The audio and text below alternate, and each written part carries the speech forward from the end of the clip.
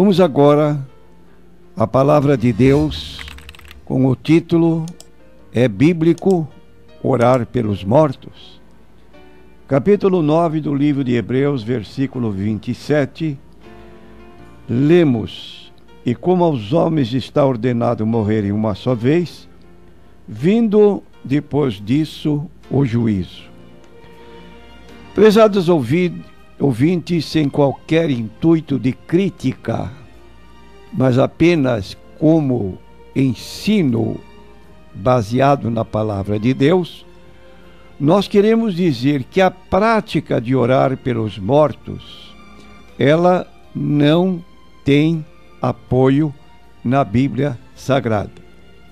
Se não tem apoio, você perguntaria, por que então se pratica ou se estabelece o dia 2 de novembro de cada ano como dia de orar ou rezar pelos mortos?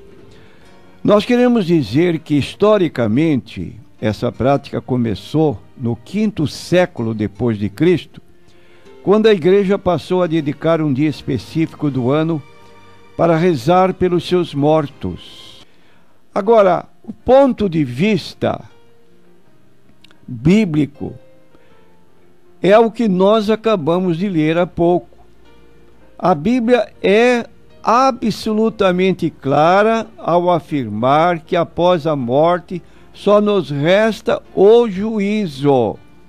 Aos homens está ordenado morrer uma só vez, vindo depois disso o juízo.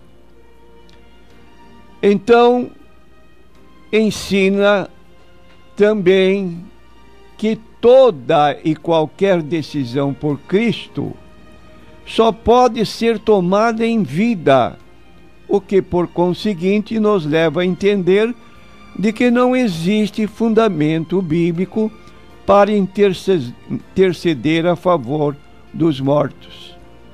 Queremos ser honestos na nossa colocação e dizer que realmente na Bíblia católica, em 2 Macabeus, ou segundo livro de Macabeus, melhor dizendo, 12:44, há a feitura de uma coleta para rezar em favor dos soldados mortos em batalha. Queremos dizer, porém, que estes livros, que são 7, além da Bíblia comum, que nós temos 66 livros, estes 7 livros são chamados livros apócrifos, que foram acrescentados em 1546 no Concílio de Trento. Por conseguinte, a Bíblia não apresenta nem o primeiro, nem o segundo livro de Macabeus, como também não fala nada do livro de Judite, Tobias, Baruque, Eclesiástico e esses 2 livros mencionados. De modo que, segundo a interpretação da Bíblia, ela nos diz que a salvação de uma pessoa depende única e exclusivamente da sua fé na graça salvadora que há em Cristo Jesus, e que pela fé seja declarada durante a sua vida na terra. Diz o livro de Atos, capítulo 4, versículo 12: E em nenhum outro há salvação, porque também debaixo do céu nenhum outro nome há dado entre os homens, pelo qual devamos ser salvos. Ora, se a salvação está inteiramente na pessoa do Senhor Jesus Cristo, é necessário que antes de falecermos, façamos uma confissão da nossa fé na pessoa do Senhor Jesus Cristo, conforme nós lemos na carta de Paulo aos Romanos, no capítulo 10, versículos 9 e 10. Dizem assim esses 2 textos: Se com a tua boca confessares ao Senhor Jesus e em teu coração creres que Deus o ressuscitou dentre os mortos, serás salvo. Visto que com o coração se crê para a justiça, e com a boca se faz a confissão para a salvação. Incluímos mais o versículo 13 do mesmo capítulo 10. Porque todo aquele que invocar o nome do Senhor Jesus será salvo. Ora, necessariamente, para confessarmos com a boca que Jesus Cristo é nosso único e suficiente Salvador, só podemos fazê-lo em condições de estarmos vivos e não depois de mortos. Não haverá esta oportunidade, esta condição para nós agirmos depois de mortos.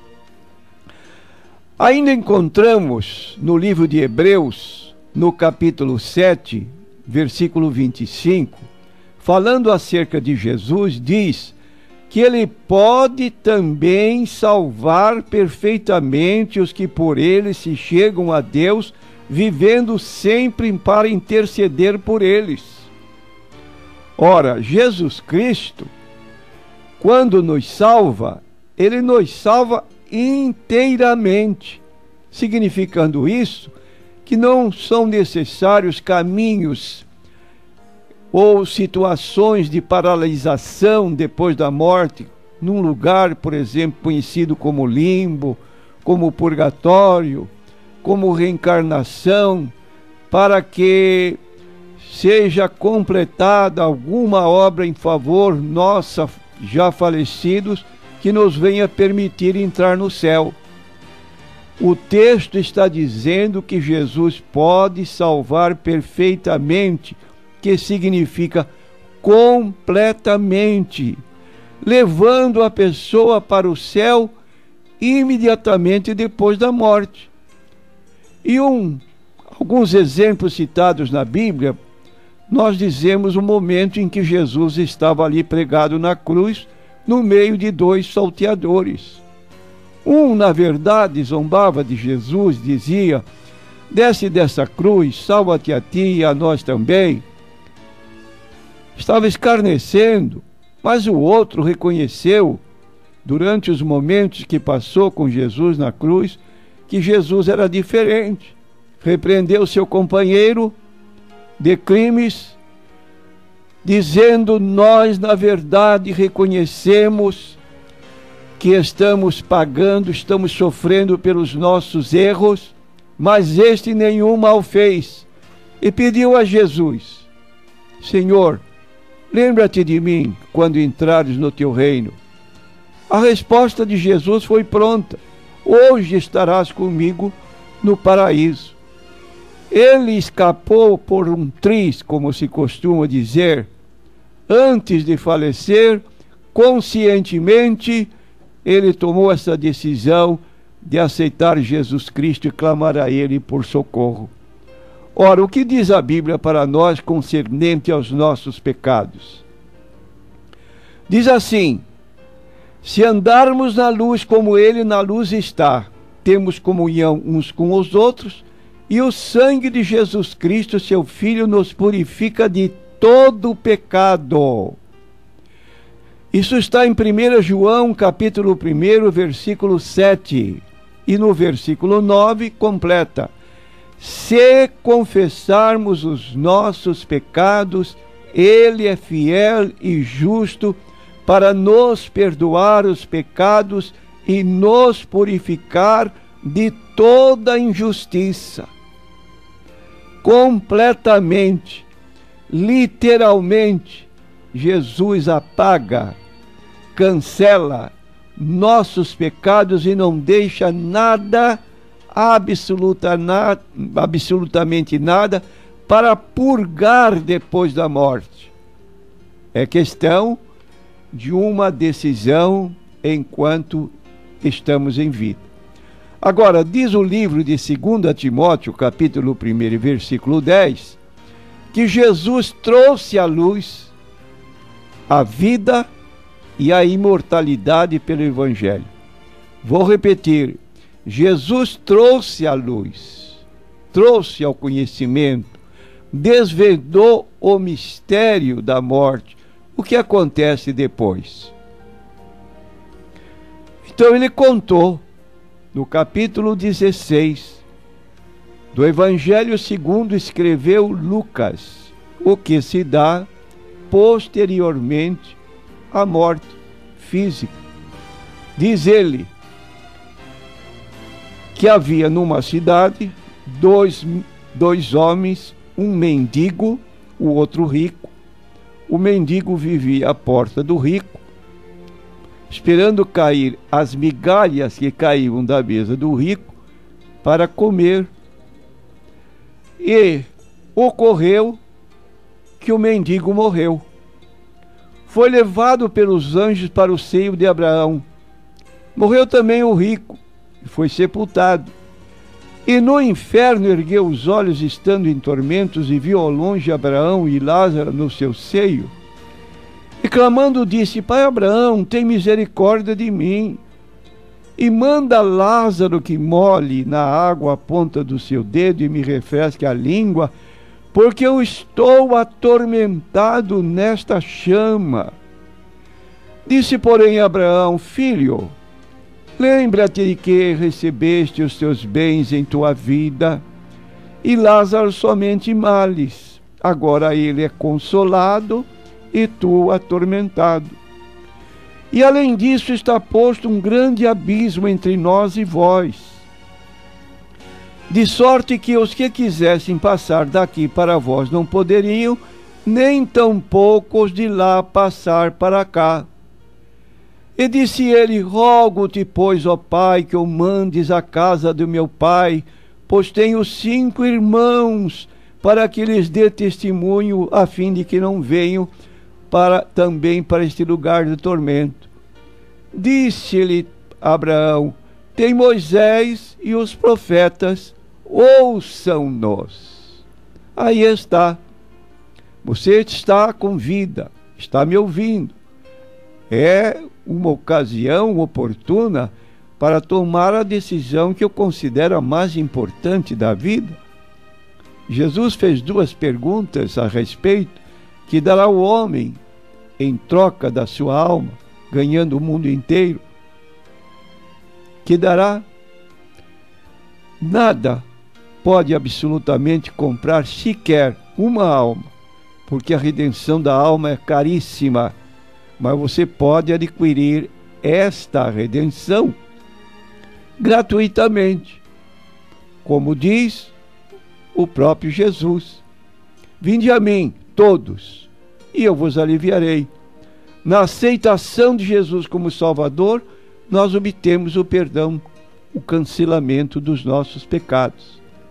Então quero dizer, concluindo, meu prezado ouvinte, qualquer outro ponto de vista fora do ponto de vista bíblico é inaceitável. Como acreditar, como já dissemos, que os mortos estejam no purgatório, aguardando uma segunda oportunidade para a salvação. Em hipótese alguma, nós, como cristãos, devemos ter uma forma de crer assim. Enquanto temos vida, devemos cumprir a ordem de Jesus de Marcos 16, 15 e 16. Qual é a ordem de Jesus? Ide por todo o mundo, pregai o evangelho a toda criatura. Quem crer e for batizado será salvo, mas quem não crer será condenado. Então você está à disposição para crer ou não, mas sempre somos responsáveis pela escolha que fazemos. Que você possa tomar esta decisão pessoal e ficar então com a sua salvação garantida por Jesus Cristo. Quem ouve a minha palavra e crê naquele que me enviou, tem a vida eterna. Primeira bênção. Segunda, não entrará em condenação.